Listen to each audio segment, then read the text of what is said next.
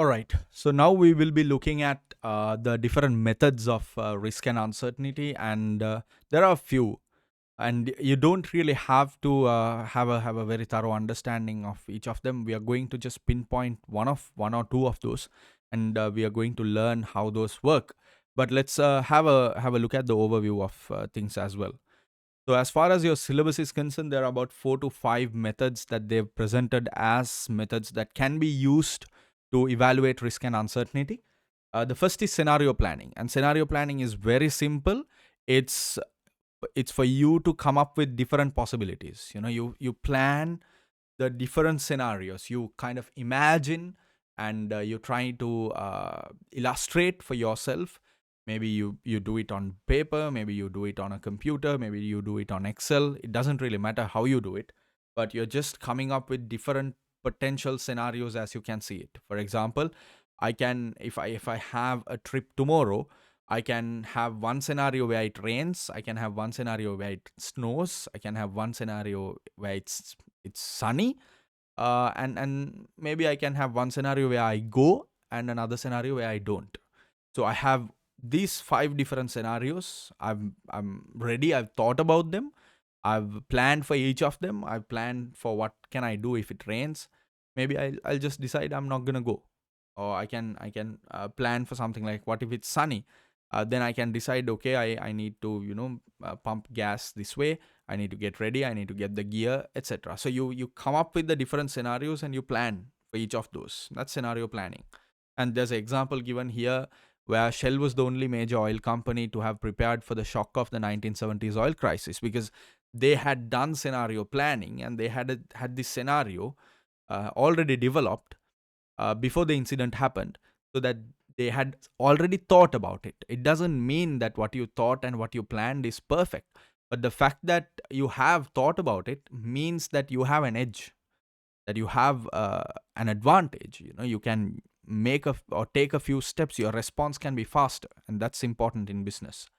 The second method is computer simulations, and there are so many methods nowadays. Of course, we are talking about a very sophisticated environment available for computer simulations, from softwares like Power BI by Microsoft, and Tableau, the I think the Israeli software of data visualization, which has predictive analytics embedded in it. So you can kind of simulate based on different variables, based on different inputs. You can simulate and come up with projections, and develop various potential possibilities and your response plans, etc., in a very visual format. um, so you do have, you even if you take something like Microsoft Excel, you have what if analysis, right? So you input the variables, you develop the table, and you come up with the different projected outcomes. So computer simulations is a common technique that can be used to manage and deal with risk and uncertainty. The third is sensitivity analysis. So another thing that you might be learning in P4 or F9, where you isolate your variables, maybe the most critical variables, and you see how sensitive is your outcome to that variable. So if let's say, for example, you're thinking about your passing the APM exam. So that is your outcome. You want to pass the APM exam. So you look at all the variables that are related to your effort to pass the APM exam, and what do you say? So let's say something like the amount of time you study. That's one variable. Let's say something like the quality of short notes that you take. There we go, another variable. The number of past papers you practice. So you have 3 variables. So what you do is, by sensitivity, you try to identify how sensitive is the outcome to each of the variables individually.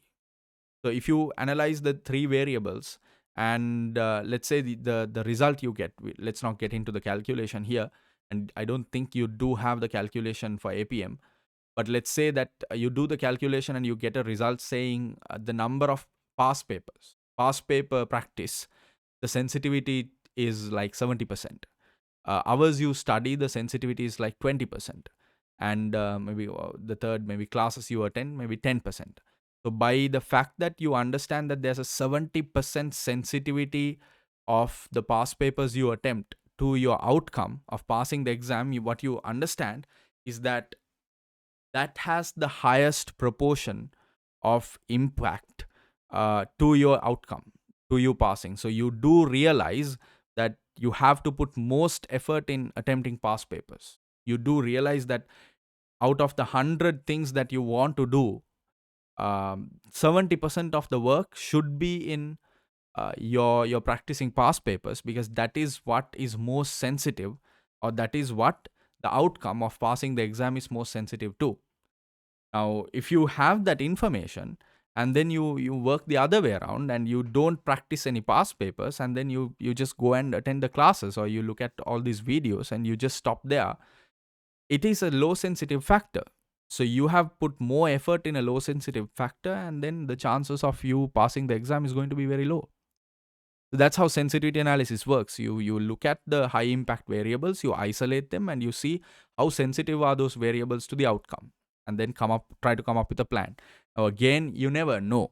You never know, because it's future, right? It's uncertain. So you never know whether your sensitivity, the number you got, the with the calculation, whether it's picture perfect. But it's again based on historical data. So you do the calculation, and you try to use it as a fair grounds to your decision. So that's how sensitivity works. I think one of the most common places that you use sensitivity analysis is in project appraisal. So there we go. It's a good place where you can practice sensitivity analysis.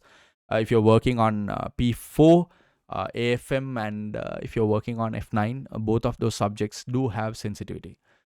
The next method is expected values. That's just average, right? Like I said, with heads and tails, the 50%, the probability of someone tossing a coin and getting 50% is the expected value.